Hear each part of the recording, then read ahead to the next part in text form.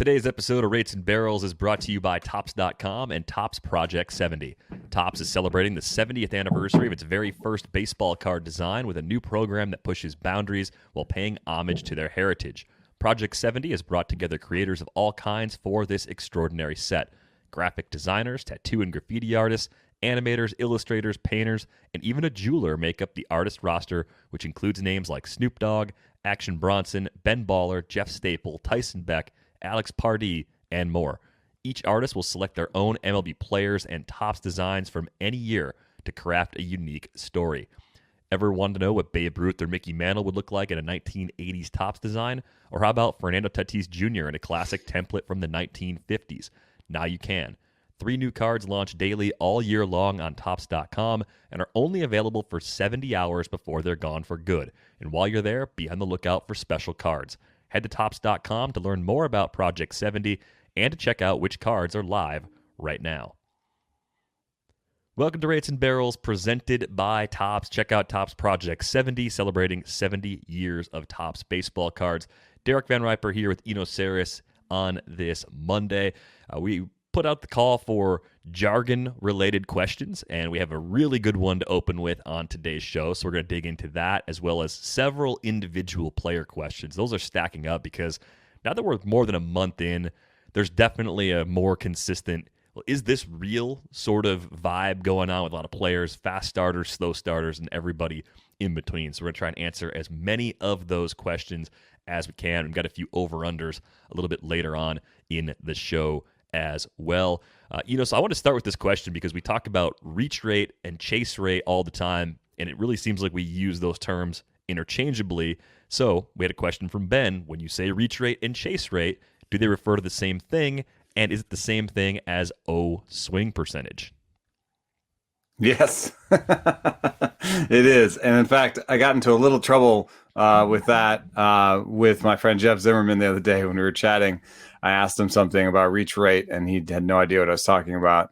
And he said he'd never heard that before. So, mea culpa, my apologies.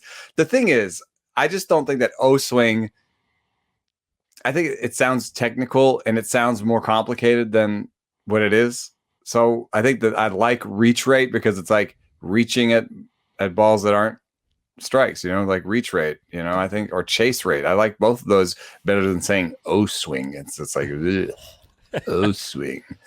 So, but my apologies. That does make things complicated. Mostly it's O swing on Fangraphs, but yeah, and even on Baseball Savant, the easiest way to get it in a leaderboard format is to go to the year-to-year changes leaderboard and select OZ swing percent. So I could be more what do you think? Do you think that we should be more always call it when it's on the top of the leaderboard? I guess so. Well, I think there's some extra little quirks that come up with O swing percentage and chase percentages that you find in that the strike zone, I think, is defined slightly differently on Savant as it is on the stat provider that Fangraphs uses, right? I think that's Baseball Info Solutions, if I remember correctly, for those There's stats. 2 providers on Fangraphs. Right. So sometimes the numbers across different sites don't line up perfectly because there are some precision elements of the definition that cause it to be thrown off. We're still looking for the same thing. Reach rate to me seems like something we would talk about with hitters. Chase rate seems more like it would apply to pitchers, even though we are talking about the same thing. Swings and pitches that are outside the strike zone, right? A hitter is reaching and a pitcher is getting hitters to chase. So and to be both, there's your way to use both. To be fully correct, we should say O swing Savant. O swing Fangraphs BIS. I do have the 3 open. I've got through the StatCast year-to-year changes leaderboard. I have that one. I have the Baseball Info Solutions one, which is under the plate discipline tag on Fangraphs, and then I also have the pitch info one leaderboard open. And so here's one example that would make it seem like, oh my God, these things are so different. So here's Robbie Grossman. Robbie Grossman on Pitch Info has a 19% O swing. By Baseball Info Solutions on Fangraphs, Robbie Grossman has a 17%. And by StatCast, he has a 14%. And so you're like, oh my God, this is impossible. Like, what the heck? What am I supposed to use? What's the best one? Well, here's a way to say maybe it's not that big a deal. Here are the top 5 by plate info. Max Muncy in order. Max Muncy, Trent Grisham, Acuna, McCutchen, Grossman. Although, hey, real kudos for Acuna to add that skill set. I can't, like, that blows my mind. And that made him like the best young player in baseball, that one change, I feel like. Anyway, back to this. It's Muncy, Grisham, Acuna, Kutch, Grossman. BIS is Muncy, Straw, Acuna, Grisham, Turner. And StatCast top 5 is Muncy, Nimmo, Grossman, Soto, Grandal. So there's some differences, but if I had done the top 10, because Acuna is 9th at StatCast and Grisham is 7th, you'll see that they correlate well. They're about the same. And I think that you could just choose one and just make sure that you choose one, and then you can just look at relative changes. We're always talking about kind of relative changes. And if you just choose one, then you're being consistent going back and forth. And you'll get most of the picture, I think. I would kind of tend towards being like Savant, probably the best one, because they will clean up the info and have so much of the info in-house. But Pitch Info has done a lot of good for this industry and knows, has their own way of washing things, and it could be superior. So I think Baseball Info Solutions kind of goes off of game day. So I would choose, I don't know. I would choose either the Pitch Info one or the Savant one, wherever you hang out most. Yeah, and then just stick with that one just for the sake of not changing the measuring stick along the way. I think that's the right way to go. Thanks a lot for that question, Ben. I figure we should define those things right away because there are a lot of hitters that people were asking about. The first one is Alex Verdugo. Chris writes, I'm wondering if you guys can break down the increases Alex Verdugo has made in his advanced metrics on his StatCast page and his overall approach to hitting, and any other interesting facts that you might find out along the way. So thank you for the question, Chris. Verdugo is really doing a lot of things well right now. Two things that caught my eye digging into his player page. He's actually striking out less than ever so far this season, down at 12.3%, and that's really good. But the other big thing, and this is something I've worried about with him in the past, he is hitting the ball on the ground less than ever. 44.4% ground ball rate, easily the best of his career. And for a guy that hits the ball to all fields and does have some pop, hitting the ball in the air more often is a very good thing. So we've seen that already.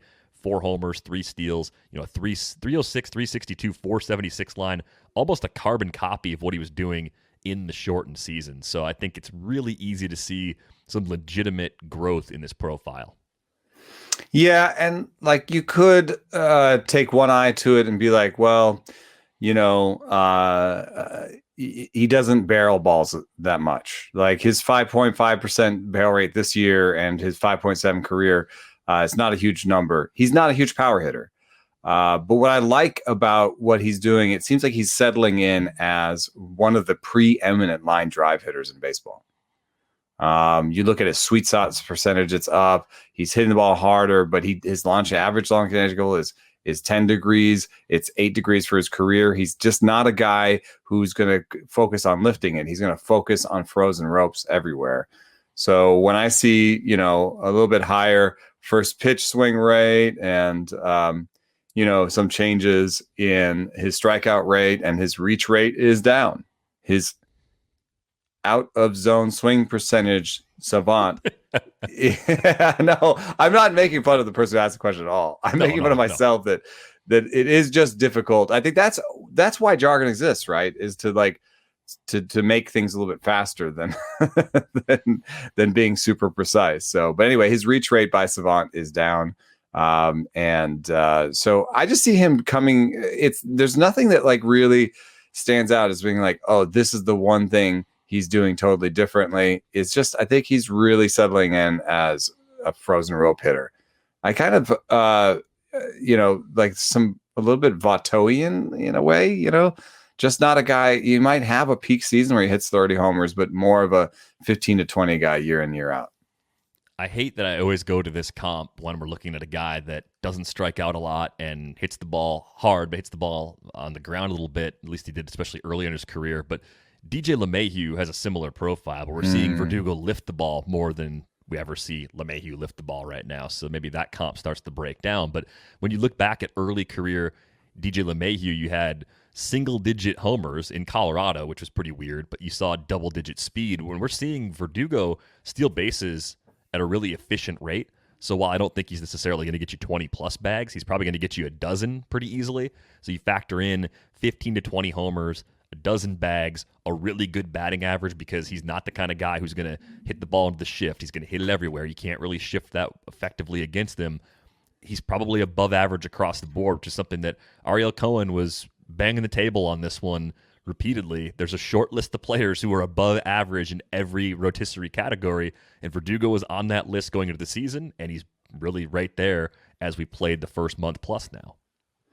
Yeah, a little bit concerning that he went from above average speed to below average speed. In terms of his sprint speed, he's down. He was 68%. That's first 68th percentile in 2020, and he's 45th this year. So maybe he's trying to bulk up a little bit to hit for more power. That's okay. I didn't think he would be their long-term answer in center field anyway. So I don't think it'll hurt him too much defensively. And he seems like a really smart, runner on the base pass. So I feel like he might still get you sort of 8 to 10 every year, even with slightly declining wheels. Yeah, your future center fielder in Boston is named Jarren Duran, and he is currently at AAA. Not crushing it to start. It's only been 6 games, but not falling on his face either. Kind of surprising to see his K rate up in a limited sample so far, but that number has to come down before Duran is going to push Verdugo into a corner on a full-time basis. But it looks like Duran and Vidal Brujan are probably among the biggest ads this weekend. In this one space of like people that might come up soon that we want to own for cheap before they come up. Right, not having you might have another week to do that on both cases, and in both cases, I think they might both come up to play center field. And I kind of like Brujan on talent, maybe a little bit more, but I think I like Duran his opportunity more. Yeah, I do too. I mean, I think with the hit tool Duran has, there's just a ton of floor there as well. I think with Brujan, though, I think maybe I like him more than Duran from a fantasy perspective because of the bags. I don't really see any reason why the Rays wouldn't let him run.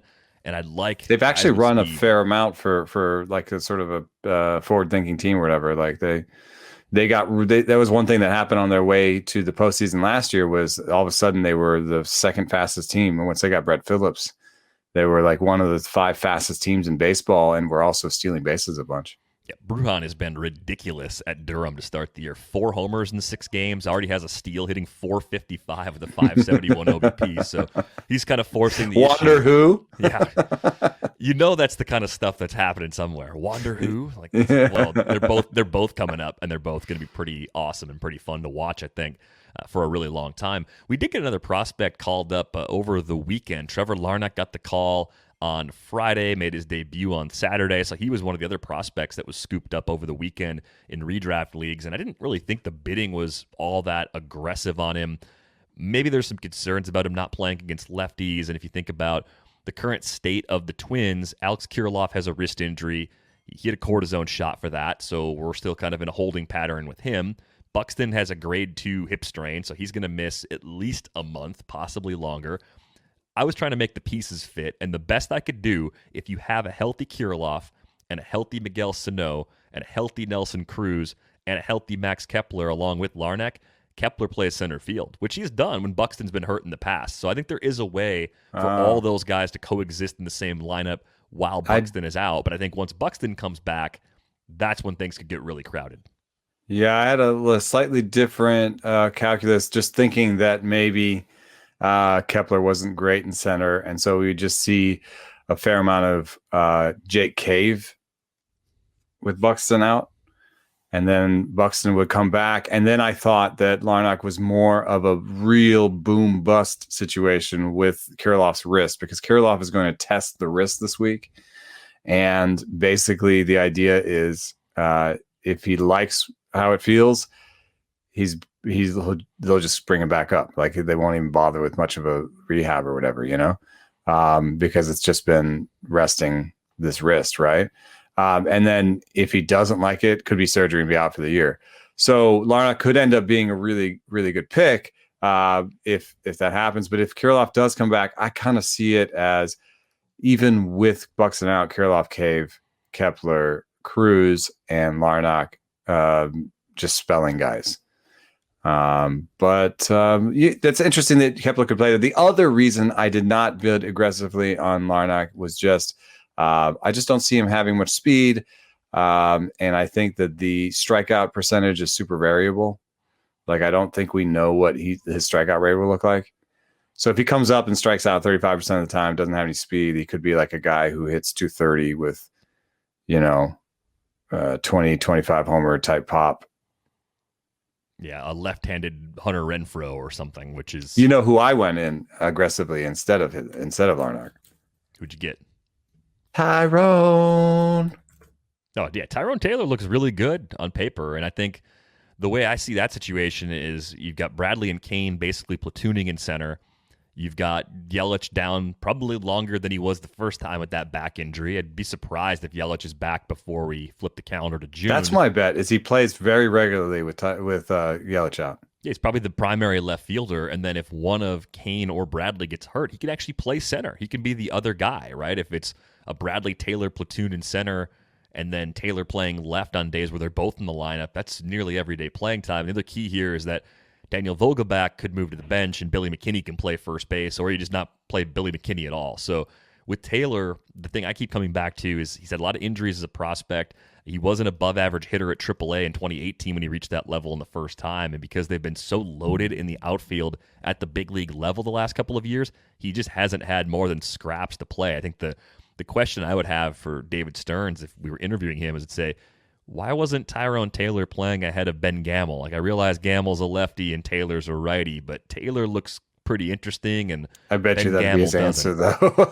Yeah, but it's like at a certain point, sure, like the platoon advantage for Gamel is nice. You can use him more against righties, but Taylor just looks like a much better bet to do some damage when he's on the field.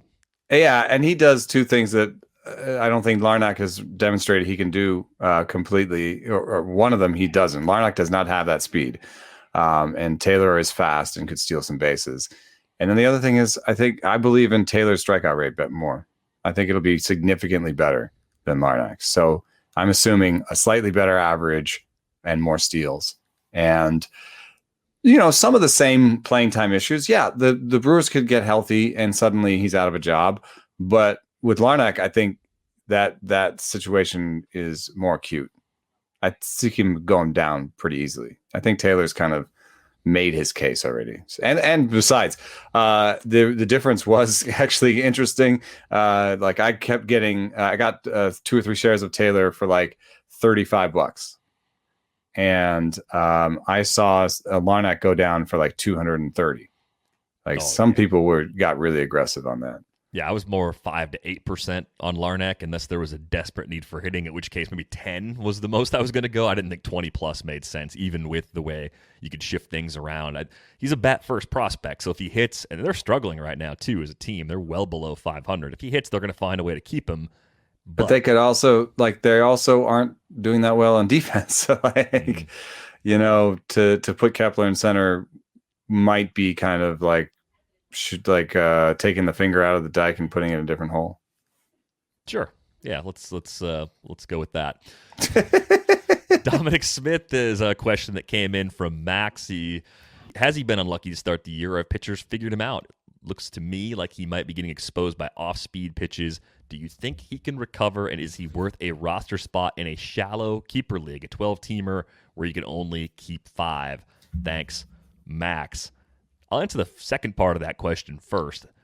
I don't think he's necessarily someone you'd be keeping in a league like that, so you're not necessarily locked into holding him because you feel like he's going to clear the bar necessary to be held in a league where 60 players are kept.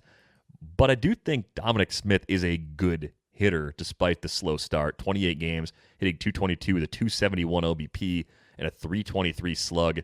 It's been rough so far, to put it mildly. I don't think this is a sign of things to come necessarily, because he was 32% better than league average in 2019 and 64% better than league average in terms of WRC plus in 2020. Basically 20 to 25 home run power during that time as well. I don't think that's completely evaporated. But I do think Smith was dinged up this spring, right? So I wonder if part of his slow start might be some lingering effects of just not being completely healthy. He does demonstrate something that's interesting. Although I tend to stay away from the X stats, I think they can give you a little bit of sense of luck. And we were talking about how the X stats were a little bit broken this year because the run environment is different and the ball's performing differently. It looks like Tom Tango made an announcement that they have rejiggered the X stats to fit the current reality on the field.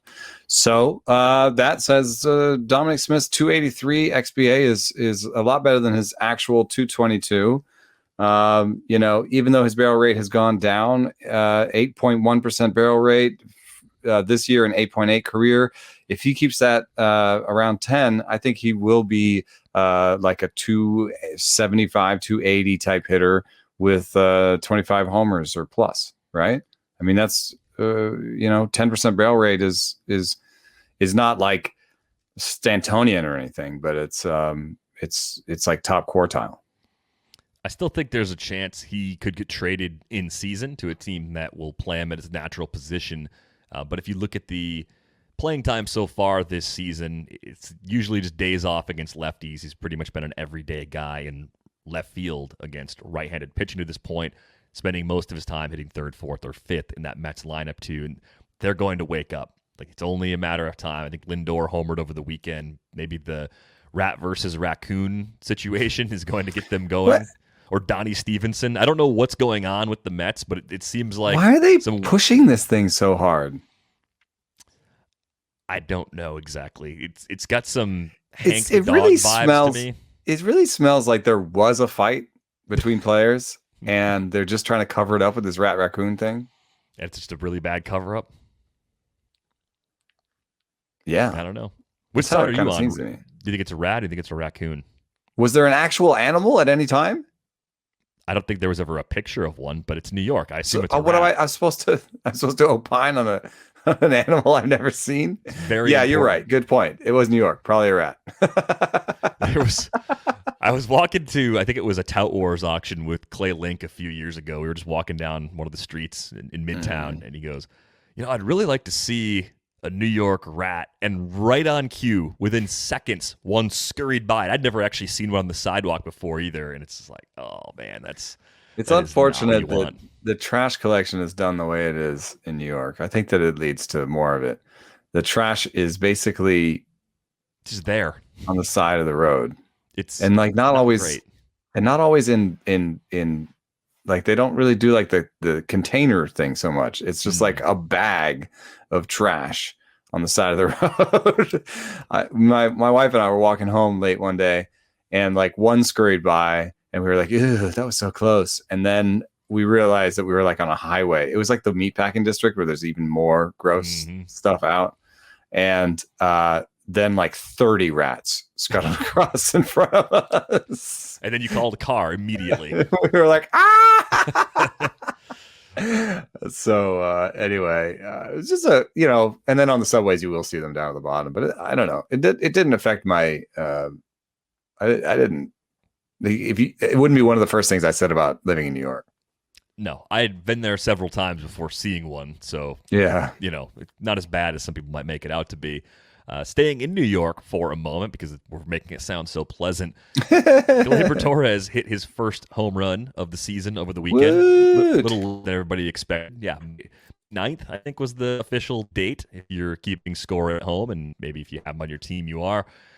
I'm frustrated, because I thought Gleyber was an obvious bounce-back play for this year. I didn't see anything in the underlying numbers last year that gave me enough concern to say, it's fool's gold. It's not going to happen. I thought, maybe 38 home runs in 2019 was the result of the ball, and I know he binged against the Orioles that year, and maybe 38's a career high, but I thought 30 in that park was definitely something he could do again with a good average. And we talked about the plate skills back during draft season. He walked more than ever last year, and he struck out less than ever last year. And I thought that was enough of a positive to get right back in and buy Gleyber at the discounted price this year. What are you seeing in the underlying numbers when you take a look? Because it's similar to last year where the 240s average, okay OBP, sub 400 slug, almost a sub 300 slug. That home run probably popped him up over that number. What's going on here? Because we're looking at 74 games of Gleyber Torres not being the same guy that he was in 18 and 19 when he broke through. Yeah, there's a fairly distinct. One of the things I really I'm drawn to a little bit now is on the Savant page. There's this thing called percentile rankings, and it has an interesting array of stats with color coding, right? And with Torres, it tells us a very interesting story where he was a guy with a low X OBP but high X slugging his first 2 years and a high barrel rate, and then in 2021 he became a high X OBP guy with a low X slugging. And you saw his strikeout and walk rates improve a ton. I see two hitters, right? And so I actually think this is a very exciting time to buy him in a keeper league. In a redraft, I think you have to say it's not likely that he's just going to turn on a light switch, get back to a 10% barrel rate, and hit and get on a 30 homer pace the rest of the year. I think you have to take his power output and reduce it, right? So I think that this year, the most likely outcome is he finishes with like a 260 average and like 18 homers and 9 steals or 10 steals. I think that'll still return a fair amount of value to people. It's better value than say like a Keston Hira, who was drafted similarly, right? Yeah, they were comparable. So I think it'll be okay. And I think that's a decent floor, actually. So I put a buy on him. I really like his plate discipline, and it's very good right now. He's a league leader in O swing percentage, and so I would say that I love the way that he's making contact. He's got a really good plan at the plate, and he has a history of hitting the ball harder than he is now. Yeah, I definitely think keeper in Dynasty especially, this is a great window. I mean, we're talking about a guy who's 24, he plays up the middle. Even if he moves off shortstop to play second base, the pool of great second basemen for the next 5+ years is surprisingly thin, and the window to get him at anything that resembles a discount would close very quickly. I mean, if he puts together a stretch in May and June that even looks more like typical Gleyber, if it's not a full bounce back, but a step in the right direction, that window is going to close very quickly because expectations were high. He's still going to have Baltimore in August, right? He just hasn't had it yet. It's coming. So I'm in on Torres as well, and I'd be patient. I think in redraft, you lower that ceiling a little bit, but I still think you're at a point where you're most likely going to get him at enough of a discount where it still makes sense to trade for him, even in redraft situations as well. So in on Gleyber. That is the official stance of the show at this point. Dinner time, it can be chaotic, but with Freshly, it's easy. Their chefs take care of your meals a few nights a week and take the pressure off you. Freshly offers chef-made, nutrient-packed, delicious meals delivered fresh to your door. No cooking required. Grocery shopping and cooking can be a pain, especially right now. And with Freshly, you don't have to do it anymore. Your meals arrive cooked and fresh every week, so you can keep your fridge stocked and skip the trip to the store. Ordering is easy. Visit Freshly.com and choose from over 30 delicious, satisfying, better-for-you meals like steak peppercorn, sausage baked penne, or their chicken pesto bowl. Freshly can fit your lifestyle with a variety of plans and meals to pick from that work for your dietary needs, preferences, tastes, and family size. Right now, Freshly is offering our listeners $40 off your first 2 orders when you go to Freshly.com/rates. Stop stressing about dinner. Go to Freshly.com/rates for $40 off your first 2 orders. That's Freshly.com/rates to get $40 off your first 2 orders. Well, look, no one's perfect. Even the best baseball players strike out with the bases loaded. The best golfers sometimes 3-putt with the tournament on the line. So if you feel like you come up short in the bedroom sometimes, it's perfectly okay. And if it's bothering you, there are options. Go to GetRoman.com/rates now. With Roman, you can get a free online evaluation and ongoing care for ED, all from the comfort and privacy of your home. A U.S. licensed healthcare professional will work with you to find the best treatment plan. If medication is appropriate, it ships to you free with 2-day shipping. The whole process is straightforward and discreet, and getting started is simple. Just go to GetRoman.com/rates and complete an online visit. Take care of your ED without leaving home. Complete an online visit today to connect with a doctor and take care of it. Go to GetRoman.com/rates and get $15 off your first month. Look, there's a straightforward way to take care of your ED. GetRoman.com/rates. Get started now to save $15 on your first month of treatment.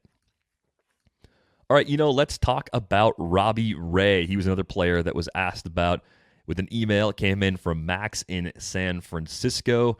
And Robbie Ray is one of the more frustrating pitchers in the league to have on your fantasy team. We have one amazing season.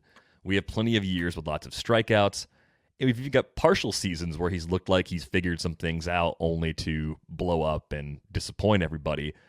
What's interesting to me is that we're getting the great ratios from Robbie Ray right now. 3.14 ERA, 1.15 whip through 5 starts, 29 Ks in 28 and 2/3 innings, so actually a pretty good drop in strikeouts for him. But he's not walking guys the way he used to. A 7.8% walk rate is more than cutting the walk rate in half from the shortened season.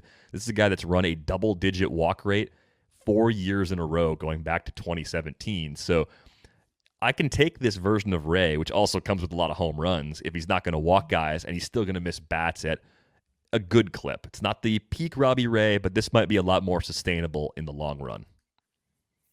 Yeah.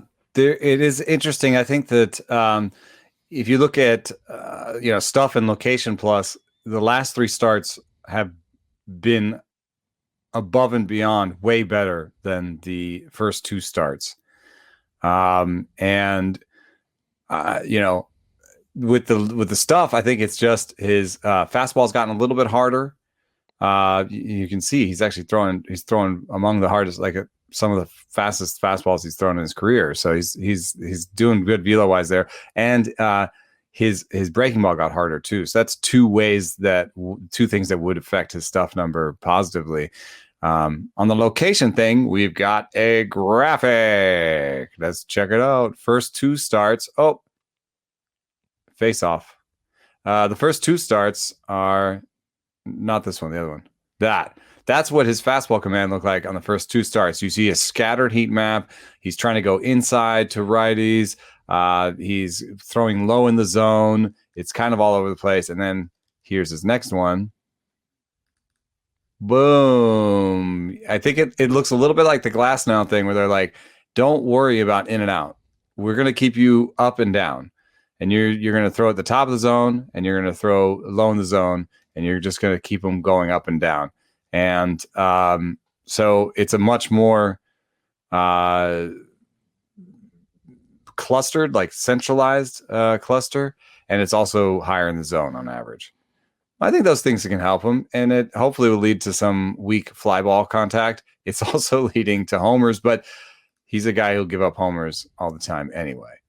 So I think that at this point we can say, okay, maybe he's going to have one of the better walk rates of his career. Let's give him that. Let's say that there's a fundamental shift in philosophy and how he's pitching, and let's give him at least 1.5 homers per 9, because that's how he lives his life. 2-pitch pitcher who throws high in the zone.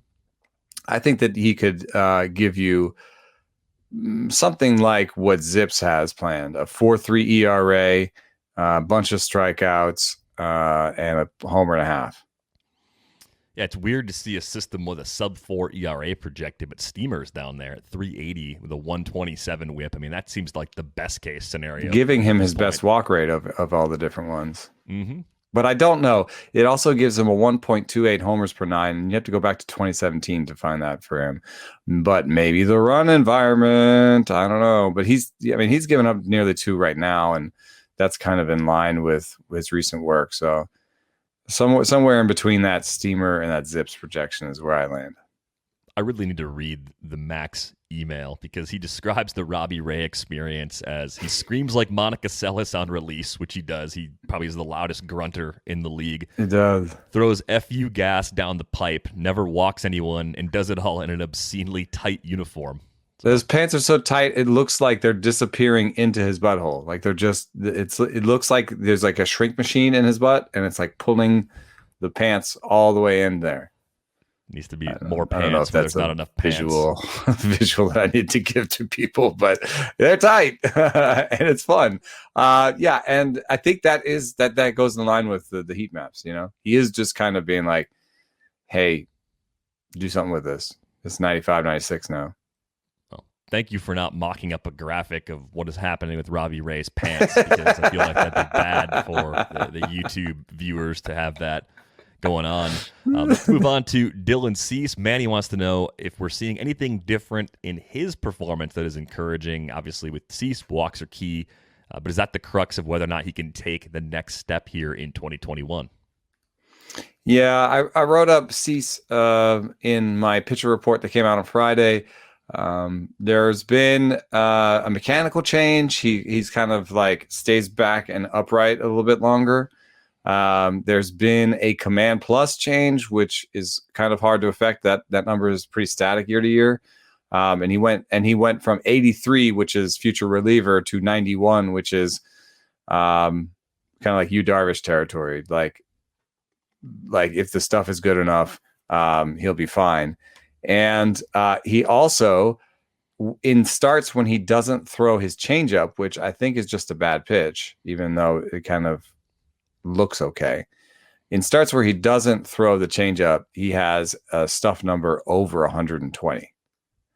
So in the slider and the four seam, he has two pitches with a stuff number over 130. So I don't want him to become only a two-pitch pitcher, but the changeup has a stuff number 39 and the knuckle curve has a 63. So I would just use the knuckle curve as the changeup and ditch the changeup entirely, I think. Yeah, I have shades of Robbie Ray, young Robbie Ray, still bouncing through my head looking at these walk rates for Dylan Cease. I realize Ray is a lefty, Cease is a righty, but a guy that has missed plenty of bats so far, but just doesn't get the results you'd expect because the command is so shaky. That's a profile that's often worth betting on. Are you more likely, if you're choosing in a shallow mixed league, if Cease and Ray happen to be on the wire in like a 10-team league, or if you're thinking about trading for one of these guys, is it Cease by default because he's younger and we haven't seen him struggle with these issues at this level for as long as Ray has? Or would you be more inclined to go after someone like Ray, who maybe in this limited last few starts has actually started to show some of the improvement that he needs to show to finally sort of kick these issues aside? I hate to be a cop-out, but I think I'll use the schedule as my cop-out. Cease is much more likely to have a bunch of Kansas City starts, and I just think like in Cleveland, in Kansas City, starts that are going to be a lot easier to take than deciding whether or not to throw Robbie Ray in Baltimore in August or in New York when that team is firing on all cylinders. So I'll take Cease by virtue of schedule. But philosophically, I have to admit, I tend towards Cease types. Like I think I'm like everybody. We're chasing that dreaded upside always. The stupid U word strikes again. And probably it applies to this next guy we're going to talk about, Triston McKenzie, who's had all sorts of issues with walks. John wrote to us wondering what's going on here. He writes, looking at his strike zone plots, it looks like he's missing more with all of his pitches compared to last year, but he especially seems to be missing with his fastball, and he's throwing it 67% of the time this season compared to 53% last year. What causes a pitcher to lose command like this? Injury, mechanics, or both? Do you think he can fix it in season without significant time on the IL or in the minors? So really good question from John. I mean, I watched McKenzie start. It would have been a week ago Saturday, so 9 days ago against the White Sox, and it was fastball heavy. It was 90 to 92 most of the time, missing by miles. It was not young pitcher getting squeezed, young pitcher trying to go in or up and missing just off the zone. It was throwing non-competitive pitches, which definitely gave me some pause.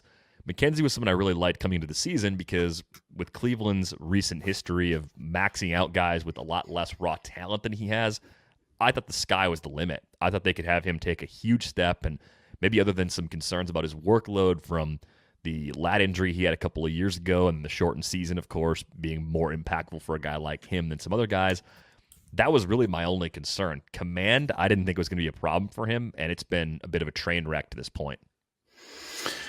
Yeah. Overall, his command plus is, I was looking at the breakdown by pitch, and it's ugly, but overall it's still not very good either. It's an 82 overall. Remember what I said about the reliever shelf being around 90? And then it doesn't get better when you go on a per pitch level, because the two pitches he commands the worst are the four seam and the slider, which is kind of modern baseball. And he's got an 81 command plus on the four seam and a 76 on the slider. So he's missing a very key component when it comes to modern baseball. He needs to have something that he can command in the zone. His slider is not that hard either, and comparatively, I guess. And so his stuff number is not great, and it's gotten worse with every start, which is kind of the Triston McKenzie story, right? He burst on the scene, averaged 94, I think, in his first start. And then every start after that, less velo. And this year he debuted with 100 stuff plus and hasn't sniffed 100 since. So I'm looking around for something to be excited about, and I don't know what it is. The slider's the only pitcher with a stuff plus number over 100, and he can't command it. Right. So I think he's kind of stuck. I don't know. And it seems to me to have something to do with his frame and his ability, his durability, and his ability to keep velo up. I think the tricky thing here, if you still have him, you're probably keeping him in your lineup for this week because he's at Seattle, and that's a brutal lineup right now. But you go to next week, he's got the Angels. There's no way I'd start him against the Angels at this point. And I think if you're looking at him as a guy that is showing such sketchy stuff and command right now, that probably makes him a drop in any sort of redraft league other than like an AL-only league. I mean, I think Seattle's your last-ditch effort. What I'm a little afraid of is if he comes out and looks really good and strikes 8 guys out over 6 innings, gets a win, it might be tempting to try and hold on to him. But even if he pitches well in his start this week, he's a bench guy next week against the Angels. You need to see some consistency if you're going to hold on to him. You cannot throw him against an above-average lineup like the Angels, and that's even accounting for injuries with Rendon not being there right now and that lineup not being at full strength. I still think that's a matchup to avoid with a guy like McKenzie. Yeah, the only thing I'd be tempted about is to maybe have him. I do have on a lot of teams these team streamers, as Paul Sporer calls them, where you've got them on your bench and you use them some weeks and you don't use them other weeks. So I kind of think that's where he lives right now. So you might want to nurse him through that Angels start, see what happens in that one, and see if the next week provides you a double start that you want. But a lot of times I notice with these guys, the double start comes and you're like, oh, Tyler Mahle has Pittsburgh, and you're like, oh, and then he's like at Colorado for the second start, and you're like, I think Mahle, and we had a question about Mahle on Twitter from Jim. It's really hard to sit him. The first start should be so good that even if the second one is a below average start, it comes out to be 2 usable starts in the aggregate. Yeah, I'm starting my shares. But yeah, it's brutal when your 2-start week comes around and you don't feel great about the second one, even when you feel great about that pitcher as a whole. And Colorado is still one of those short list of places that can pop up that just stop you in your tracks with someone like that. Yeah, and that's why Herman Marquez is getting close to being a dropper for me, except in keeper situations where you're maybe nursing him for a post-Colorado existence, which I think could exist. I mean, at some point they got to get going, and he's probably one of their better trade chips, honestly. Yeah, I think he is, and I think plenty of teams would be interested if they know that he's available. Let's talk about one of Triston McKenzie's teammates, Aaron Civale, one of the more frequently discussed pitchers on the podcast over the course of its lifespan. But the the numbers so far good. Sub-3 ERA at 291, a 104 whip. The FIP says low fours ERA is probably what you're going to get because the strikeout rate's been low so far. And the walk rate is okay, not amazing. If he had an elite walk rate, maybe that would make you feel a little bit better about what he's doing. Home run rate's down from last year, just under 1 homer per 9. Last year he was at 1.34 homers per 9. A lot of favorable matchups. Probably not a guy that even with those ratios I'm throwing out there all the time without thinking about it. But where do you fall right now on Civale now that we're just over 175 innings into his big league career? I mean, he is an Indian starter. He's an Indian starter. You know what I mean? Like, he's a Cleveland starter for sure because he has a poor fastball, but he has 3 of them. And he has really good command of his slider. And that's 117 command plus on the slider, 101 on the curveball, and 101 on the two seam. So, and by stuff, I see a curveball, a splitter, and a cutter that are above average. So the way he's pitching now is the cutter is kind of his fastball. The four seam he uses for whiffs, high and zone, after people sort of get lulled to sleep by the cutter, and he uses the split finger and curveball sort of traditionally as whiff pitches. Overall, good command, not great fastball, not great stuff. There are places where I wouldn't want to start him. Like, would you want to start him in Chicago? No. Against the White Sox? I would not start him against the White Sox. I would not start him in New York. I would not start him in Boston. I would not start him in Baltimore in August or maybe even now. So there's at least 4 or 5 parks where I don't want to start him. But definitely one of the higher end team streamers where, and if you had to start him every time, I think they would even out in the end because Cleveland is a great place to pitch and he has that command. He has a large pitch mix. So I think if you had to start him every time, it'd be all right. It's just going to end up more above 4 than below 3. Yeah, I mean, I'm looking at the projections seem like they're probably too bearish on him at this point. I think he can beat those projections pretty consistently. All the projection systems at Fangraphs are 450 and above with the ERA.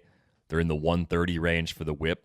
I think he at least beats the ERA, probably beats the whip too. I think he's more of a 125 sort of guy that over a high volume of innings, decent number of wins, ends up being a good like net positive sort of pitcher, especially where he was going in drafts this year. Yeah, but if you're in a 10 or 12 team, like I think this is a great opportunity to shop him. Yeah, I would agree with that. If you can find someone willing to maybe package him with someone else and get a nice player back in return. I don't know if 1-for-1 trades for Aaron Civale are going to bring back something huge, but Civale plus something pretty interesting offensively could land you maybe a Gleyber Torres or something along those lines. And if you're listening and you say, well, nobody ever does 2-for-1s in my league, I can't do a Civale plus somebody for something. Just do a 2-for-2 and identify somebody on their team that you drop. It makes every 2-for-1 look better. Like it helps the other person conceive of the deal and be like, oh, this is way better than that guy who I was rostering. And then on your end, you can say, well, that's a roster spot for me, but I'm helping the trade look better because 2-for-1s are like, oh, I got another 2-for-1. Yeah, thanks. Take the burden of the drop away from the other manager. I think that's you're right. And just the 2-for-1 itself, just the whole format pisses people off. You're right. Yeah, I think it does. But thanks a lot for a little bit different in like AL only, NL only. Depth there matters a lot more, I would say. Yeah, absolutely. Thanks a lot for that question, by the way, Tim. I think Tim was also the one that asked us about Gleyber Torres, who we talked about a little bit earlier in the show. Kind of weird that I just told him to trade for one of the guys in the email and get another guy back, but how things work sometimes. Just trade Civale for Torres. I love it. Just a happy coincidence. The Manscaped engineering team has confirmed that they have successfully created the Lawnmower 4.0 trimmer, which is now available for purchase in the U.S. and Canada. Join over 2 million men worldwide who trust Manscaped with this exclusive offer for you. 20% off and free worldwide shipping with the code RATES at manscaped.com. And what makes this trimmer different than all other trimmers? How about a new multi-function on-off switch that can engage a travel lock, created for people who like to travel? The optimized Lawnmower 4.0 trimmer is also waterproof, so you can groom in the shower and make cleanup easy. Did I mention wireless charging? The Lawnmower 4.0's new wireless charging system uses electromagnetic induction, which can help battery length last longer. Get 20% off and free shipping with the code RATES at manscaped.com. That's 20% off with free shipping at manscaped.com and use code RATES. Unlock your confidence and always use the right tools for the job with Manscaped. Small businesses are grappling with the impact of these uncertain times and looking for resources. And that's why, for the second year in a row, Dell Technologies is assembling an all-star lineup of podcasters to create the first ever virtual conference to share advice and inspiration for small businesses of all kinds. Dell Technologies is here to help safeguard your business with modern devices and Windows 10 Pro, and to provide relevant content for your business's success. Search Dell Technologies Small Business Podference on Spotify, Apple Podcasts, or Odyssey.com. All right, we had a few more questions roll in. The first one came in from Steve, and we were talking about some non-closer relievers that were pretty interesting, especially like bulk relievers that weren't quite starters. Jonathan Loaisiga was the guy that came up. He's got 3 pitches and really throwing more changeups this year. Seems to be bulked up too, at least based on the email that Steve sent us. And I know in the past, health has been a major concern for Loaisiga. It's a big part of the reason why he hasn't claimed a rotation spot just yet. And he's been popping on player raters. When you start sorting by just overall value on a lot of sites, he's one of the first pitchers you're going to see available in a good number of leagues. So do you think there's a starter here in the near future, or possibly even a closer years down the line? I mean, I see a starting pitching mix. I mean, it's a little bit hard. The stuff number will change when you go from starting to relieving and relieving back again, and because your velocity will go down, and that'll change. That'll have some sort of cascading effects. But he's a 111 stuff right now, so there is some sloughing off that can happen, and he'll still be a good pitcher. And what I see are 3 or 4 pitches that are good stuff or better in the 4-seam, the sinker, curveball, and change. So that's a wide enough arsenal. And then he commands the fastballs at an above average rate by Command Plus, and overall his commands are about average. So I don't see anything holding him back from being a starter. He's one of my favorite starter eligible relievers to kind of plug into a lineup. But I don't have that much optimism for him ever being a starter, because he has one of the more legendary injury sheets in baseball, like ever. I think he was out. I think he was just hurt for 3 years. There, like, if you look at his Fangraphs page and just try to figure out what happened, because he was on the Giants but not playing in the minor leagues for like 3 years. Let me see if I can get that up. Yeah, here it is. See, Giants. You have a thing here. 2013 Giants rookie ball. Okay, he looked pretty good. All right, but not a good strikeout rate, but great swing strike rate. And then the next note is 2016 Yankees A ball. That's just amazing. And even with the Yankees, like 2016 was 2 innings. 2017 was 30 innings. 2018 was 50 innings, 70 innings. 2019 was 50 innings, 23 last year. So I think he's just a guy who's good for like 50 to 70 innings a year. Well, I think we're at least at a point in the way pitchers are used where they could optimize him, and the path for him to be a regular 3-inning guy someday still exists. If you look at the game log, though, he hasn't completed 2 innings since April 17th. So they're using him just like a regular reliever lately. I think that really hurts outside of leagues that reward holds. And even for the season, I think he's only got 3 holds. Well, one of the things that is interesting about him, though, is that he's not the setup guy. He's not one of the maybe 3 best relievers on a team that has a really good bullpen. So he is going to rack up some of those wins. He'll get some wins. He'll get maybe some longer saves. Maybe he will get one of those 3-inning saves.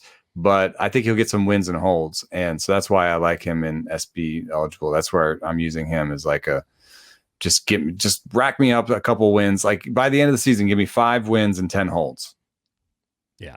Out of it, and then like really good strikeout rates and good ERA in like 55 innings. That's a good thing to sort of like just plug into one of your SP slots and just sort of accrue that.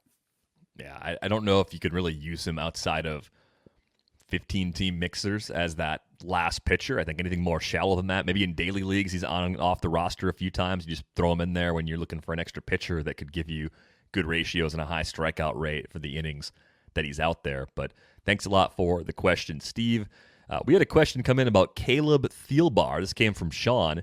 He writes, he's 34, spent 5 seasons away from the majors, including time in independent ball, and throws a 91-mile-an-hour fastball. However, his strikeout minus walk percentage is a Burns-esque 38.5%, and his best pitch is a slow curve, a 70-mile-per-hour curveball with a really high whiff rate. So what do you think of Caleb Thielbar? Is this just a good, funky reliever that is very effective, or do you see something more there? Yeah, lovely stuff. Plus number 130 on that curveball. So it's not all about velo there. He's got a good pitch. I can't ignore, his history though, or his age, or the fact that his fastball has a below average stuff number and only goes 91. And then on top of that, there's been some sloughing off in the stuff number recently because I think his velo has dropped a little. In his last start, it was 90. So that's something to watch. If it stays down at 90, that might affect his overall ceiling. But I think a great find, great development win for the Twins to get this much out of him at this point in his career. I think it's a lot like the Matt Whistler situation. Just, one really good pitch, works fine, 6th, 7th inning, whatever. You're just kind of a glue guy that comes in, is pretty effective. He's cheap, so that's obviously important for the team. Not a guy you commit to long term, but a guy that ends up being a useful part of a good bullpen when it's all said and done, even though he doesn't have that long track record of success. Let's get to some over-unders. This is a fun question that came in from Should have Mike. a song. Over, under, over, under, over. I like it. Sounds like a Hall & Oates song. Did you know that Rich Girl is actually not written about a girl? Oh. No. It's written about a guy. And if you change out change it to Rich Guy and sing the words, it doesn't quite work. But something I learned it's the Spotify equivalent of pop-up video. If you watch Spotify on Roku to play music, sometimes it just starts to spit out. It puts out the lyrics, and then it spits out random facts about the song. It also told me, this is where I also learned that Boys of Summer was a song that was originally written and offered to Tom Petty, and he passed on it. And Don Henley was like, yeah, I'll make that happen. And I just thought to myself, how much cooler would that song? That song's not bad, and it got covered by the Ataris and was kind of popular again 15 years ago now. But that could have been a Tom Petty hit for sure. I think it could have been a Petty hit. It would sound nothing like the version that Don Henley made, obviously, which sounds like something you'd hear on an episode of Miami Vice. But I've kind of been like driving around in the car, like kind of imagining what the Petty version would have sounded like. And I wish there was some, bootlegged concert where maybe he tried it once or something. But having passed on it, maybe that's bad form as a musician to pass on a song and then cover it. Yeah, you probably can't do that. It's probably frowned upon. But let's talk about some over-unders. I don't know where I was going with that exactly. Oh, yeah. Rich Guy. It's Rich Guy, not Rich Girl, even though the song's called Rich Girl. Isaiah Kiner Falefa, a player that I've been wrong about as many times as I can be wrong about a player. So in the Hall of DVR idiot moves, there's a plaque with Isaiah Kiner Falefa on it, playing and doing productive things for us as fantasy players. 5 homers already this season. Over-under for the rest of the season would be set at 13.5. So basically 8.5 more from this point forward. Based on what you're seeing so far, is there a reason to believe there's actually a little more power in this profile than I and many others previously thought? I'm going under. There's a bit of a higher barrel rate, but unclear if that's been adjusted for the new reality of the ball. For his career, a very uninspiring barrel rate, 1.7%. For his career, 1,000 plate appearances with 13 homers. I mean, he's like a 60% ground ball guy. No, I think he'll end up at like 10 homers and 15 steals. It's a remarkable package because it's I think it's only useful in certain leagues. Deep leagues, and in a lot of leagues he's lost that catcher eligibility. When he was a second catcher option, I didn't even like him then, to be completely honest. But at least I could understand the rationale of people who did. Like decent batting average for a second catcher. Right, not hurting you as a second catcher and stealing some bases. He's got 6 steals in 7 attempts so far this season. That team stinks. They're going to let him run. If you said over under 13.5 more steals the rest of the season, if you said you got to pick an over on homers or steals, I would take the over on steals. I think that's one spot where he can be a little bit better than we expected. Plus he's being very aggressive, and that usually holds. Mm-hmm. But I'm definitely under on the power, even though he's a better player than I probably gave him credit for previously. Chris Bryant also came up in Mike's email. Over under 34.5 home runs. That's for the whole season, right? So he's already got a few in the bank. He's got 9 through 32 games. That would give him 30, 27, 26, 20, 26 more would be the over total to get there. So you think Bryant can get there? Yeah. Contract year, baby. Hopefully just healthy, but best barrel rates of his career. So big that like even if you regress it a little bit, I mean like 16%, his best before was 11.7. So even if you regress that a little bit, he's found something. That's how I would put it. He's found something, either health or something mechanically. So I'm all in. I wonder what his contract is going to look like as a free agent, given the up and down nature of the ceilings being that of a guy that's been, a 6-win player on 3 occasions. Those were his first 3 seasons in the league. Almost a 5-win player back in 2019. He's tracking to be a 5+ win player in 2021, right? Even if you slow him down offensively, he's already got 2 almost. So I think that makes him at least a 5-year sort of player for teams, and it's going to be like a $25 million AAV, I would assume. Maybe I think more. it'll have to be bigger than the LeMahieu one, because LeMahieu was way older. Yeah, so I'm just kind of curious to see how that plays out. And even though I'm wearing the Brewers hat today, I do think a healthy Chris Bryant is just kind of the classic good for baseball. It's good to see Chris Bryant healthy and productive again because he's a really good player. I'm going to take the over on that season-long total of 34.5 because I think he's going to get there. Yeah. It's going to be close, but I'm assuming he's staying healthy.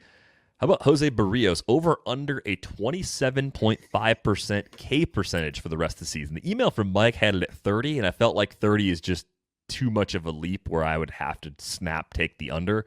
But he's at 27.9 so far this season, and that's a career high for him. So he's up from the 23 to 25% range. So basically, will he sustain the K rate that he has now or possibly something better the rest of the way?